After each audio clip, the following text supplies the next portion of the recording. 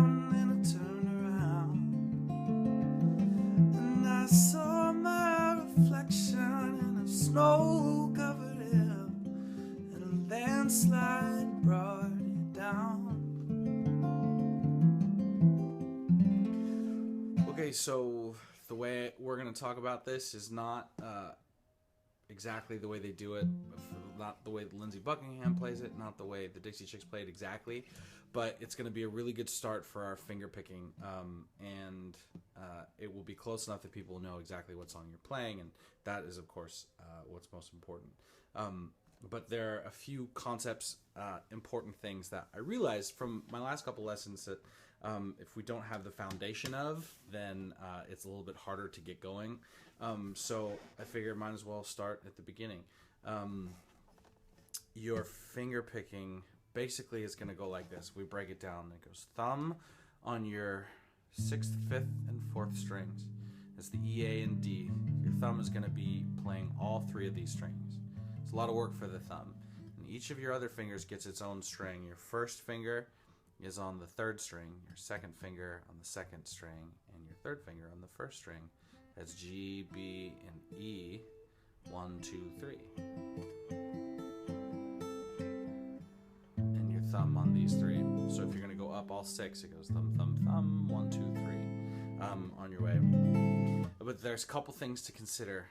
You'll see people do this, and it might be your natural tendency to create like a crab claw with your fingers. But there's a problem inherent in that. You cannot get any volume when you're playing 2 strings that are right next to each other. So what you have to do is slide your fingers backward, leave your thumb there. So that way, you're going to play 2 strings right next to each other. You have as much volume as you want. You notice how it gets. It's not because I'm trying to play it softer. It's because I don't have any leverage when I'm like this. There's no room for our fingers to grow. And it's just a lot less frustrating when your fingers have room to move around. This is something I learned when I took a semester of classical guitar in college. It changed my playing, which was really cool. Anyway, thumb forward, fingers back. That's our thing. And then our pattern, which I've got our trusty capo on 6 or on 5, so that when we play a C chord, we're actually playing an F. I believe the Dixie Chicks version of the song is an F, so you should be able to play along with these chords. Your first chord is going to be a C chord, which is 3rd finger on the 3rd fret of the A string, 2nd finger, 2nd fret of the D string, open G, 1st fret of the B string. And you're mostly going to be just playing these 4 strings in the middle, 5, 4, 3, 2.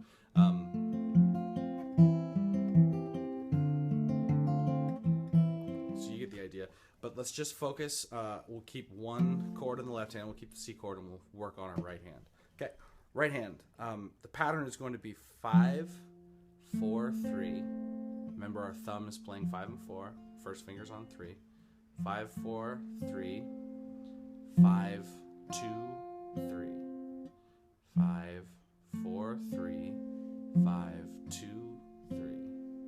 And that is the basis of our pattern and everything else we do.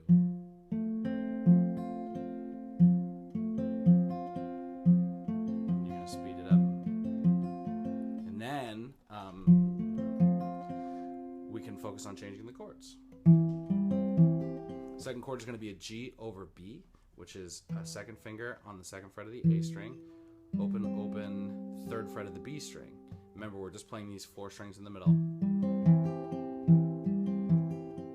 And then A minor 7, which looks just like our C chord, but without the 3rd finger. Take your 3rd finger off. And then we basically go back and forth.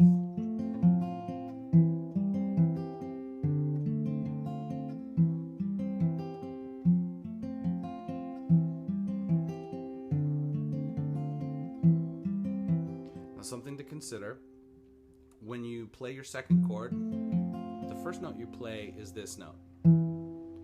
You have time, you have all that time to put your pinky down.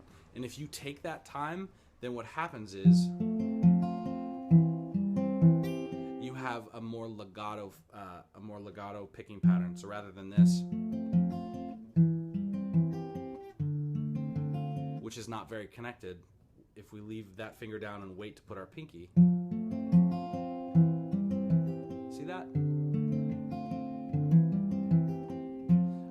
This is something for you to consider in your playing. If you're focusing on the finger picking, then by all means do that first and pick the stuff up later as you can. And the chord structure is just back and forth between these three chords over and over again.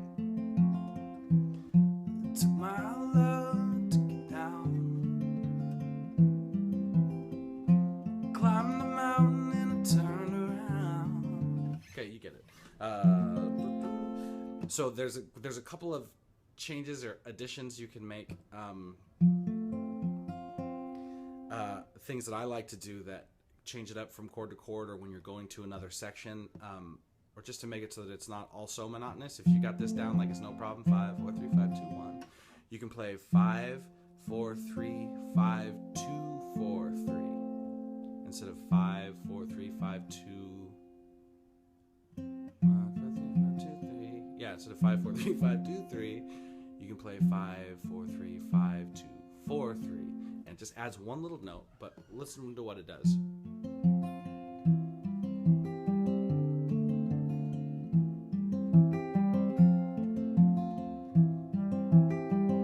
It creates a little extra motion that keeps things moving forward, and I like that. And then there's one other thing you can do, and this is typical of the Dust in the Wind picking pattern. Instead of just playing 5 by itself to get started, you can play 5 and 2 at the same time.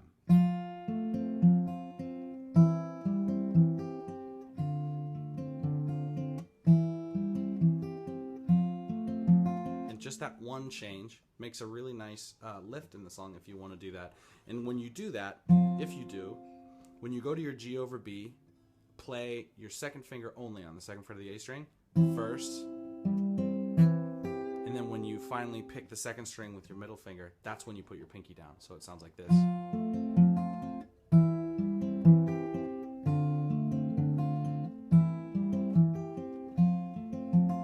Now keep in mind that the stuff I'm talking about with my left hand, when to put your fingers up and down, these are basically musical solutions to technical problems. It's hard to get your fingers up that fast to change like that, especially because you have to take this finger off, and so that's naturally going to create a separation between this chord and this chord. But if you pull a little bit of Smoke and Magic and draw the tension away from the notes you're changing, then everything kind of changes. Like it's more musical, and so I say it's a musical solution to a technical problem. Okay, second part of the song.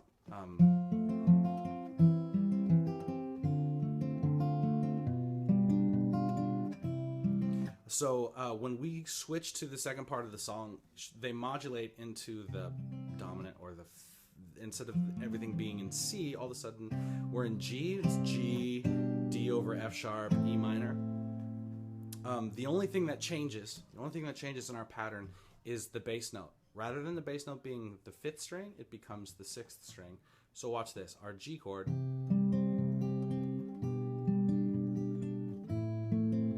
it's just that. Look very carefully. So instead of 5, 4, 3, it's 6, 4, 3.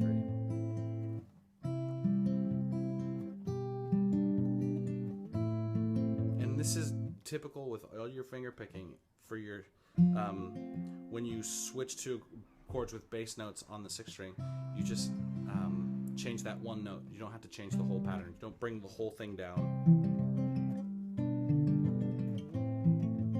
You keep that up here.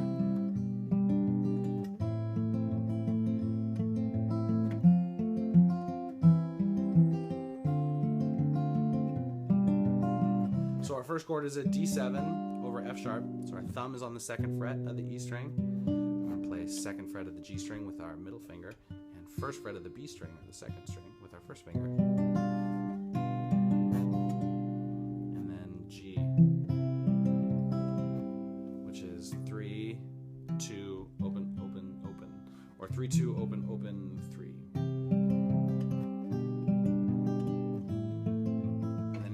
which is just open, 2, 2, open, open, open. And then back to the C. Well, I've been afraid of changing 'cause I build my life around you. The key's a little high for me, but you get the idea. Okay, I hope that helps. I don't have tabs. You should be able to find them anywhere on the internet, but I hope that helps with the finger picking. And as always, you can comment or send me a message with questions. I hope you're awesome, and expect another lesson next week.